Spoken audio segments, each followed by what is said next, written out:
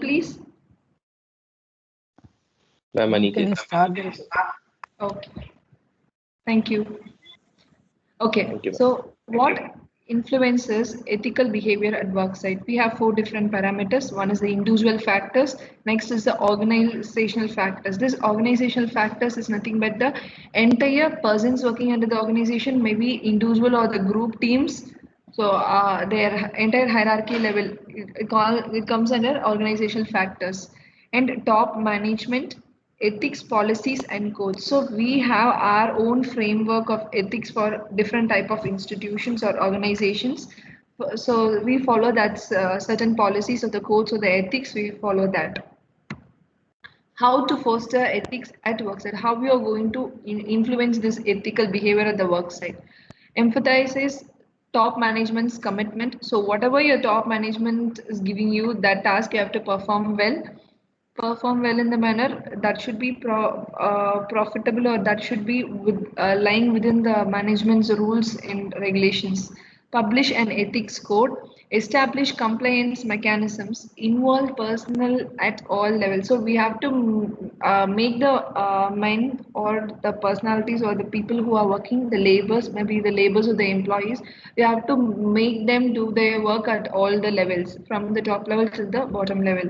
They have to train the employees. Might be they might be skilled or unskilled. They may be a fresher, so you have to mold them. You have to practice them, train them, and you have to mold them to follow the ethical regulations or the ethical rules that you follow in your own organization, and measure the results.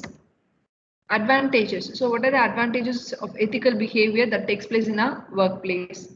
It guides us like a map. It builds the customer loyalty, creates a positive work environment, gets easier to avoid legal problems. So if we are following the ethics, that we are doing our work on time with all the codal provisions or ethical provisions, then we are not in a position going to face any problems. So we can avoid problems then and there. Retains good employees. This helps like persons who are very moral, persons who don't get bribed, or persons who are working for the firm and with the morality, they'll be recognized and they'll be retaining in the same firm. Makes profit in the long run, creates integrity. Ethics and morals. So ethics and moral are respectively akin theory and practice. Ethics denote the theory of right action and the greater good. You know what is ethics? We saw what is ethics. So it's nothing but we are going to tell the action which you are performing, whether that's good or wrong. If you're performing the good action, that's going to be ethically good, while morals indicate their practice. So ethics is nothing but the right action or the good thing you're going to perform. Moral is nothing but how you're going to practice it. So yeah, once if you've started practicing only, you'll be able to perform the right action. So moral has dual meaning. The first indicates a person's comprehensive of morality and his capacity to put it into practice. In this meaning, you have an antonym that's called the amoral, indicating an inability to distinguish between the good and right. So if he is not capable of identifying what is good and what is wrong. The second denotes the active practice of those, that is in the sense immoral, referring to the action that violates the ethical practice. So if you are obeying the ethical principles or regulations, then you will be a moral individual, a moral entire considering this as a team, you will be a morally good team. If you're not following the ethical principles or regulations, then if you're not into the firm's framework, if you're violating it, then you will be put under immoral. So you have the basic comparisons of moral and ethics. So the meaning of moral are the beliefs of the individual or the group as of telling what is right and what is wrong. Ethics are the guiding principles. Those are the as I told you, it's nothing but the framework or the regulations or the principles which help the individual or a group to decide what is good or bad. And what is moral? It's nothing but the general principles set by group. And what is ethics? Ethics is nothing but response to specific situation. It's not like whatever happens, probably any situation that's taking place in your project activity. So you will be telling like how you are going to react to that, how you are going to respond to that in the positive manner that shouldn't harm the organization. So that will definitely go into the category of ethics. And governed by social and cultural norms. Morals are governed by social cultural norms. Ethics are governed by individuals. So it is not the organization totally going to manage the ethical behavior. It's going to the each and every individual. Once the individuals are performing based upon the ethics or the principles only, then the entire team will be performing and the overall organization will be performing ethically. So individual or legal and professional norms. So moral deals with the principles of right and wrong. Ethics deals with the principles of right and wrong conduct. So whether moral is applicability in business, no, moral is not applicability in business. When it comes to ethics, it is definitely applicable because under an organization we have so many employees and so many categories of people working. Like every category, people should be working and in an ethical manner. Only then we will be able to run our organization in a good manner. And consistency. Morals may differ from society to society and culture to culture. When it comes to ethics, definitely maybe irrespective of any type of organization it may be, but it is generally uniform. And delegation. So we saw what is moral, what is ethics. Now we are going to the next topic is delegation. So what is delegation? Can anyone give the definition for delegation? Anyone?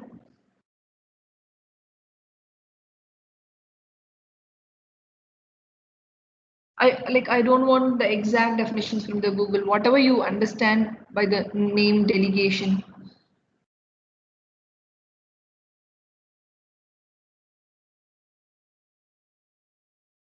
It's like splitting the work between subordinates and they take care of certain tasks and they lead that. Yes, it is called delegation. Yes, that is definitely.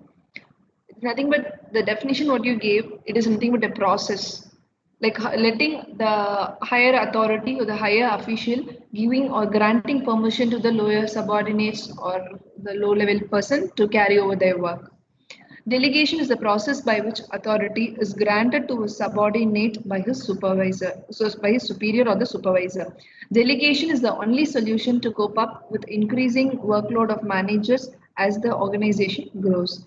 It is a process of granting an authority to subordinate or employees to cope up with increasing workload. Like if you give them more of workload also they'll be able to manage it and they'll work and make like you have time limit for that, you have some schedule to finish the task, and meanwhile you have the resources for that particular activity. So definitely they'll be making effective use of both the time and the resources, effective utilization of time and resources, and the profit maximization of the organization. So these are the main considerations.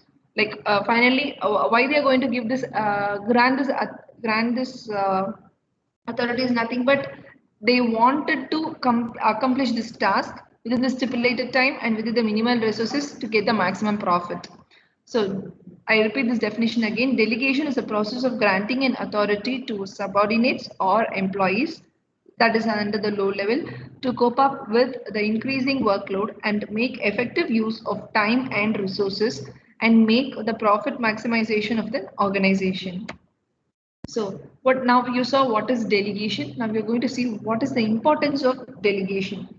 By this importance, you could save time. Definitely, it enables you to focus on good quality. If you are using like if you're using the available resources and completing the task within the time, you will be able to focus on your good quality and as well as your profit. It enables the superiors to focus on high value. It enhances the subordinates abilities and skills. Like once they have started working on a more workload, which means the working ability of the individual is getting improved and the skills are getting developed. It creates a second line of leadership. It creates a sense of belongingness and togetherness. Like when you're working under a team, it's not only that particular task you share within your colleagues or within your friends. You'll be getting more of knowledge. You can work together. That makes a good teamwork. It creates sense of urgency. It builds and sustains the team spirit. So as I told, if one person is lagging, the other in the team can come and they can motivate them and they can help them to do the work. Then it's not help them means not just sitting and working for them. It's like helping them to make the work done. That's sustaining team spirit.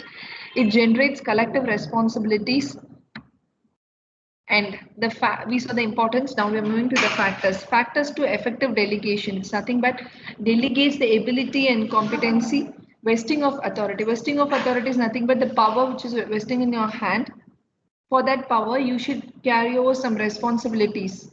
So, like, it should be the person who the authority, probably or a higher official, they should be very accountable, very responsible to that power. Like, once they're giving you this task, they should be very responsible. Like, they should be very confident in you that you will be performing this task. Only if you are performing well, if you are not performing also, he'll be the responsible. So, he is more accountable for that authority.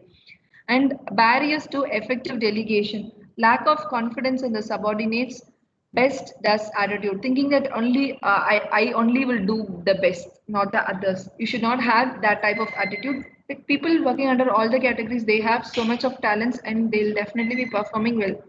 When it comes to a group, all the persons, like, all of equal qualification, they all have come, all have come from crossing all their level of recruitments. They are totally cleared all those things, only then they are there. So people of same working space, they can definitely work with good attitude only. Like, you should never have this business attitude. Like, if you have it, like, you people are in the same age, probably in the same qualification, should not have that business attitude. If you have it, then probably you'll be lagging, you'll not be concentrating on some other technical things, you may miss out. So you should never have carry over this good business attitude. Lack of ability to direct, avoidance of risk. So barriers to effective delegation is nothing but avoidance of risk. If there is some minor faults or minor mistakes, if your subordinate does, then probably the higher official, they'll be your manager or your leader, they'll be identifying it and they can easily report to you and rectify that issue. Lack of developing controlling system on subordinate sites. So on subordinate sites, lack of self, 1 minute. On subordinate side, we have lack of self-confidence, intensives or benefits and adequate information and resources, fear of criticism for failure and overburden of works. Like, we should never have the criticism for failure. If you're failing, that is good. Again, you can learn something from it and you can move on. Like, you will never do that mistake again. Probably you're working in a team, if you're not able to perform it well, or if you're making some mistake, it is okay. Then like, we should not have the mindset, okay, what my friend will say, no, what my senior will say. We should not have that mindset. So making a mistake is human, so you can make the mistake. It's not that not a big thing, but you should not repeatedly do the same mistake. You are open to do mistakes, but you should not repeat the same mistake again and again. You should rectify it. You should identify what is the cause of the failure and you should work on it. You should rectify it. And the overburden of works. So, like, if it is overburden also, like, you should, you are not able to manage it as an individual, they should come and report it to the higher officials. They're not able to if they are having the fear of reporting, or if they are not minding to report, then probably that will be an ineffective delegation. If they'll not be able to finish the task on time, probably your leader will be put into trouble. So that falls under the ineffective delegation.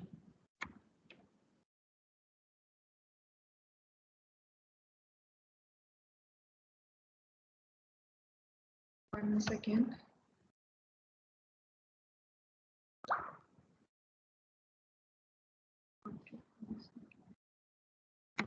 Okay, so elements of delegation. So what are the major elements of delegation? So you saw what is moral. Moral is over. Ethics is over. Delegation is over. So you will be having an knowledge of what is delegation. So delegation is over. We'll see different elements of delegation. So what are the major elements?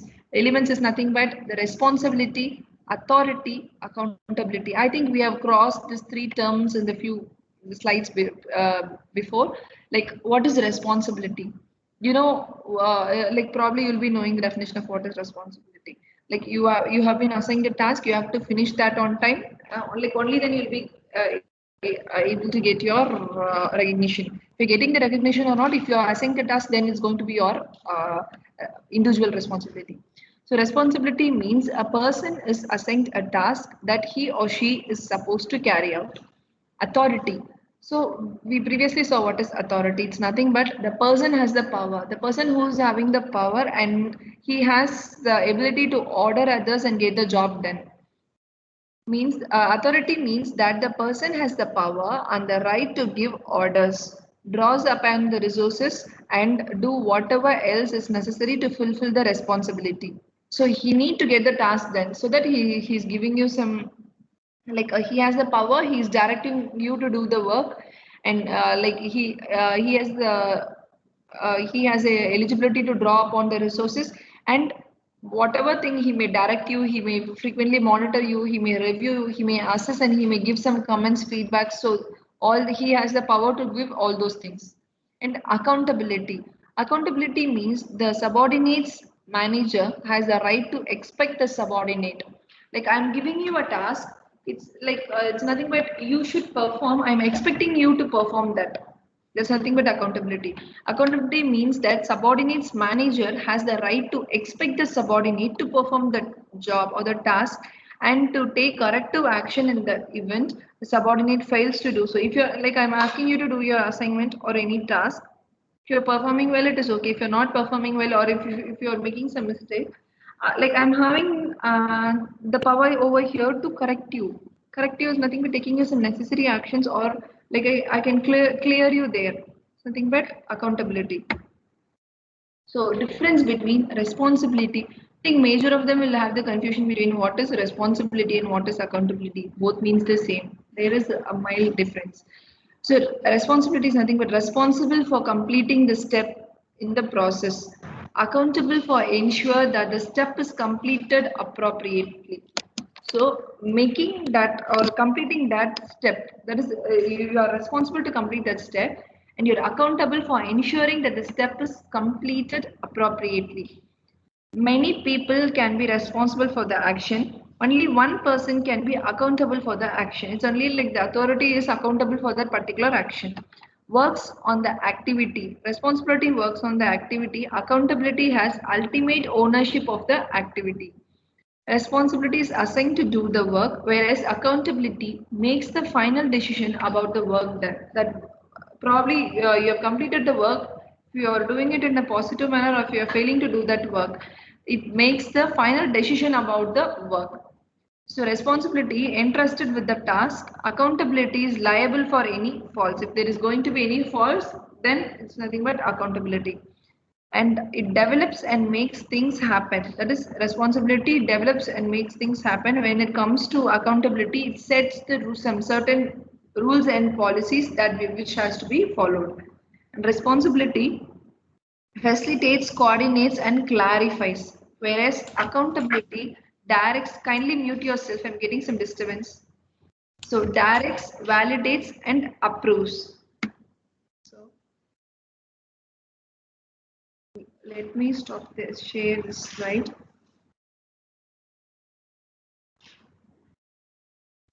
Okay, let me stop share this. So we have seen the fundamentals of few topics. What is moral? These are nothing but the behaviors or the actions taking place in the any type of management. Our moral, ethical behavior at the work site, the factors, the elements, and the delegation. So what is meant by delegation? What are the elements of delegation? Now we are seeing the elements is nothing but the responsibility. As I told, those are the important factors. One should take their own responsibility to complete the task. Responsibility, authority, and accountability. Also, we saw the difference between responsibility and accountability. Do you have any doubts still here? Shall we move on to the next topic? If I am running out of network, kindly let me know. So let me check and connect back. Shall we move on to the next topic? Yes, ma'am. Let me share the screen. Okay. Our next topic is nothing but manpower planning. So man and machine. So we know like any project we have our 4M revolving: men, machineries, materials and money. So all the four things are going to revolve in a project. That may be any project. When it comes to construction management, definitely these four are the major important factors that may influence or that may affect. So if you have all those four in a good thing, that is going to influence or that is going to improvise your project. If there is any lag or any drawback in any of the four, any one M of the four M's, definitely your project will be lagging. You will not be able to complete your task. So we'll start with an introduction for manpower. So any project, it can be. So let me take a pen. Any project can be taken to comprise the individual activities, each of which, so you take any project, any topic, you have some activities, you have some set of objectives. So whatever project you're starting with, you will definitely have a objective that you should perform this and why you are performing this activity and what is the need to perform this. So if you are performing this, what all things you will be achieving. So you should have some definite objective to be achieved. Has well-defined specifications, has a well-defined or predefined start and end dates. So we'll take a simple example. You're going to start a construction of a single BHK. It's nothing but one house consisting of a hall, bedroom and a kitchen. It is called 1 BHK. Probably like a few of them had a doubt in this. 1 BHK means one bedroom, hall and kitchen. It is going to be 3 BHK, 3 bedroom, hall and a kitchen. 3 bedroom, 1 that is sorry, 1 K is 1 kitchen, 1 hall and 1 kitchen. Okay. So if you let's take an example. So you're going to start the construction of a single BHK. So one individual house you're going to construct where you have only one hall, one kitchen, and sorry, one bedroom, one hall, and one kitchen. So you're going to construct this. So you're having the targets. You have some, you minimum, you have some, you own the property, you own the land. So you're having some 25 lakhs to construct this individual house. So this is probably today is 1st of February. So you're starting your work today. From now, you're fixing the date till 6 months. So probably your July, you are fixing the date that before July end you should complete this task. So you have the start date. Start date is going to be today, and the end date is going to be the your scheduled end date. That is the 31st July. So this is the start and the end dates of your project. So meanwhile you have so many weeks. So you have to categorize your jobs. You have to list what are the activities in your construction of a single BHK. You have to list what are the activities and what are the activities and which activities are going to take how much time. So you are going to like first example, we'll take one example is first step, you are going to clear the plot area. You are going to clear the site. So you have so many trees and debris that you are going to clean it. Then you are going to start up with your marking. Then you are going to excavate. We saw machineries to excavate soil. So you are going to next excavate. Then you are going to start laying your foundation. So first four steps we saw. For the four steps, like literally you'll be starting your activities like this. So you'll be having your step one. Similarly, your step two. When your step two will be starting, and similarly your step three. Probably your step four may start from after completion of your step three. Like this, you will be having your schedule. That is, you have to predefine or well define in advance that you should start your schedule. Like once without scheduling your activity, will not be able to complete on time. Like you are planning for your examination, you are preparing for your examination, you put a timetable of your own, or like you will be each and every day's time, like you will be allotting some 2 hours or 1 hour for preparing for your examination, or you'll be revising the portions taught in the class. You have some timetable for you. You stick on to the timetable. You will be able to complete your all the revisions of all the subjects. Probably a 6 subject or a 7 subject. You will be able to complete it before prior to the examination. So like which means you are running by your schedule and you are completing it on time.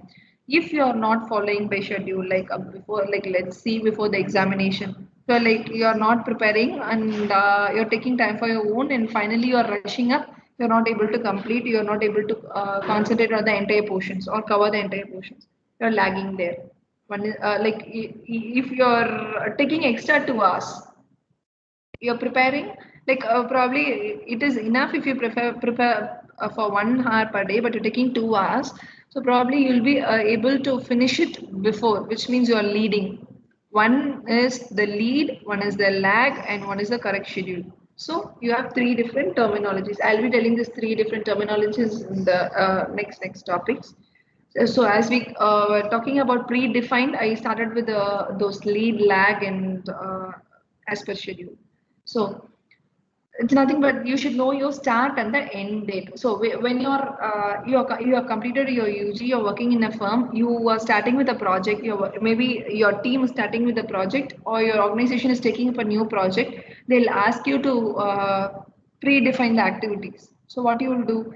You first you should know what type of activity is going to take place, whether it is going to be a bridge construction or a road construction or a construction of a multi-storied building or an individual villas. So you're going to decide what type of construction, and you're going to list what are the activities that is going to be there, and for that individual activities, who all are required and what all are required. So if it is going to be probably it is going to be a concreting day. That day you'll be requiring your manpower and your materials. You require, if you are having your materials, then you are going to prepare your concrete by your own and you're going to start laying it. Or if you are going for hiring the concrete, then definitely you need labors over there for your execution of your task. So you have to know what are the activities and who are the people required to perform that activities, and what materials you actually require, or what, not only the materials, as well as you should know the equipments, that what equipments you need there. So you should be aware of it. And consumes resources. So you should know what are the resources existing and what resources you need to move on further with your next activities. So we'll start with what is manpower planning. Manpower planning, it is a strategy for acquisition, utilization, improvement, and retention of an enterprise's human resource. So according to Coleman, manpower planning, it is the process of determining manpower requirements. Process of determining manpower requirements and the means for meeting those requirements in order to carry out the integrated plan of the organization. So, according to E.W. Euter, manpower planning is a process by which an organization should move from its current manpower position to the desired manpower position. So, manpower planning is nothing but you already know without manpower you cannot do any activities. Probably manpower here doesn't mean only the probably your masons or your welders or your plumbers, not only them. It is each and every individual from the top level, from your managing director till the low level of your security guard. As I told, we saw a detailed hierarchical structure where you start from the MDs, then you have your managers, you have the different types of managers, finance manager, project manager, construction manager. You have so many different type of managers, and you have so many subordinates, like so subordinating teams. You have planning team, designing team, execution team, and finance team, purchase team. So you have so many different teams. So all those persons working under there, people or employees working under there, they are called manpower. So that's the need for manpower planning. How you are going to recruit sufficient manpower, and people working there should be of sufficient talent. They should be like highly qualified, like they should be able to tackle any problem. If any problem arises, they should be having good knowledge to tackle that. So manpower planning is needed for the recruitment of sufficient and stable staff, their retention in the organization. Like you are recruiting them, you are having them in the work site. Like it is not that they should work for 6 months and they should leave the organization. They should retain there. The optimum utilization of the staff, how maximum you are using them most effectively, that is optimum utilization. The improvement of the staff performance, like how they are working, like it's based upon their performance. If Frequently, you should conduct some workshops, training programs, and that will help them to relax and improvise themselves wherever they are lagging. It will help them to improvise both the individuals and the group teams. The disengagement of the staff as necessary. Objectives of manpower planning. Through planning, management strives to have the right number and right kind of people at the right place at the right time. I repeat the sentence. Through planning, management strives to have the right number. So, right number of people we need and right kind of people we need at the right place we need. Right place in the means that particular project or that particular classification probably or design team you need some right structural engineers, right design engineers you need, right number of people also you need. That also you need at the right time doing things which result in both the organization and the individual receiving maximum long run benefit.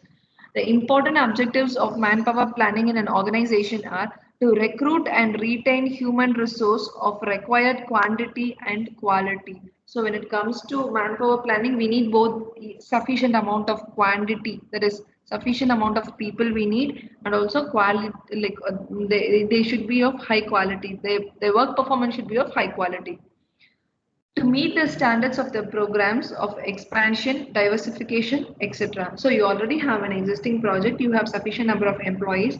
Now you are already working on this project. Meanwhile, you're going to take up a new project or you're starting with another branch of your same construction firm.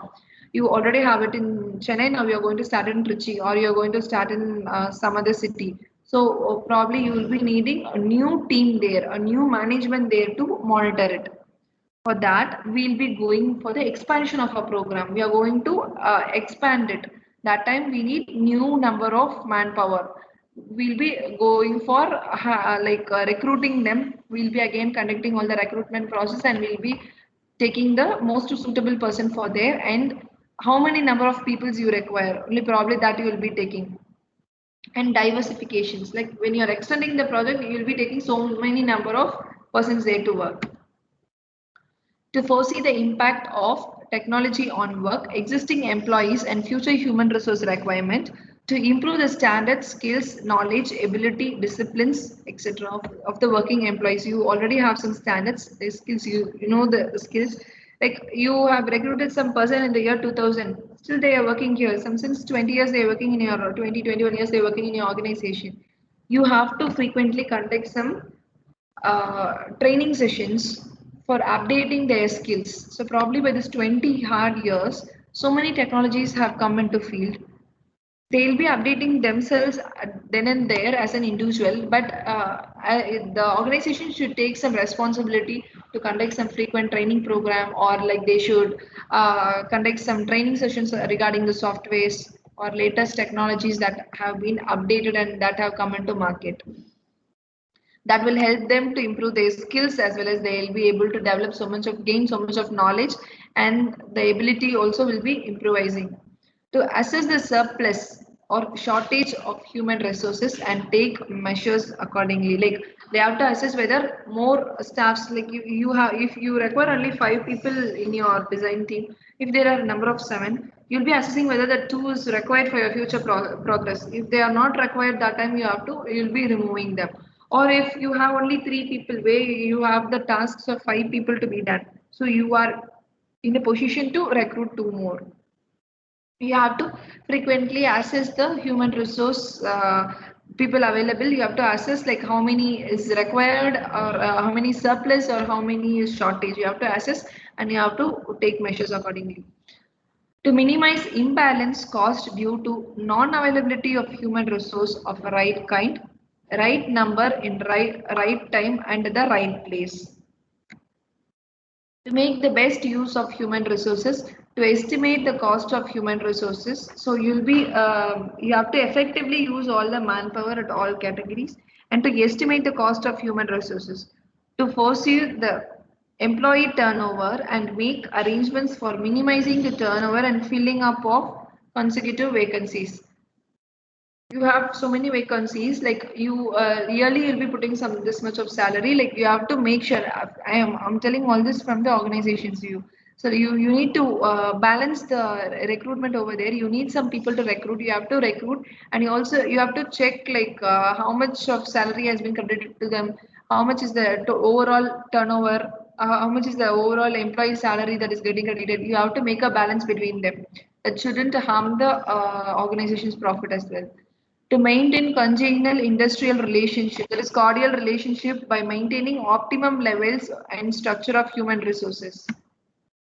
And this is the manpower. So when it comes to a construction site or construction company, our workforce is extended to all these personalities. These personalities are the major like players in our construction company. So we have so many personalities here, starting from our architects, engineers, probably our engineers from our design engineers or our site engineers, managers that may be from the divisional or sectional managers, like whatever may be, like people are they are important in our construction sector, and manages divisional sectional human resources and tendering team, accounting person. So we have our accounts. So whichever construction firm you have our accounts department. You have an accountant there who will be monitoring the progress, and drafting persons. You have a drafting team, laborers. You have skilled and unskilled laborers. You have also drivers and security staffs. You are like when you are in a construction firm, you'll be having so many vehicles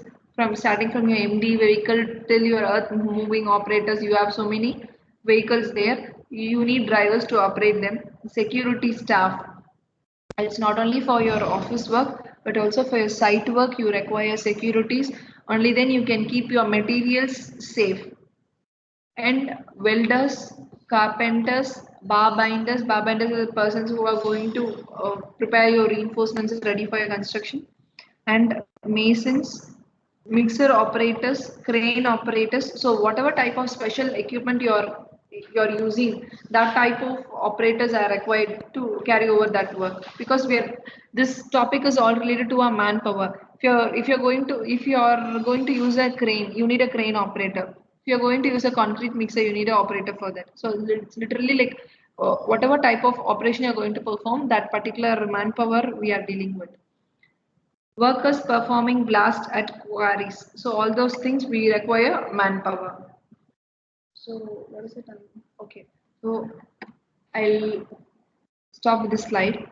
So each type of workforce has its own qualification. So based upon the qualification, you should hire that particular type of manpower. Certifications, license, etc. If it is going to be your either your special type of equipments operator, if it is going to be your crane operator or whatever type of special equipment, they'll be having some certification that they are eligible for operating that type of crane. They do have the certification. Based upon the certification only, that persons are getting recruited in the organization. Literally, it is going to be the license. They'll be if it is going to be a drivers, they do have license, and we people have. It is going to be any type of electricians or plumbers. They do have license nowadays. They should once get registered and they get a proper license. Only then you'll be able to like that is nothing but the minimum eligibility. So from that you'll be knowing that they are eligible and you'll be recruiting them. Manpower management focuses on estimating the size of workforce, division into functional teams, and scheduling the deployment of manpower during various stages of project. So it's nothing but you're going to estimate how many number of people you require, and division of function. You're going to classify or you're going to categorize that particular manpower to that particular functional departments or the functional teams, and scheduling the deployment, like you're scheduling a timetable for them to work for the various activities of the project. It's nothing but manpower management. So let me stop with this slide. We'll be continuing in the tomorrow's class. Do you have any doubt till this?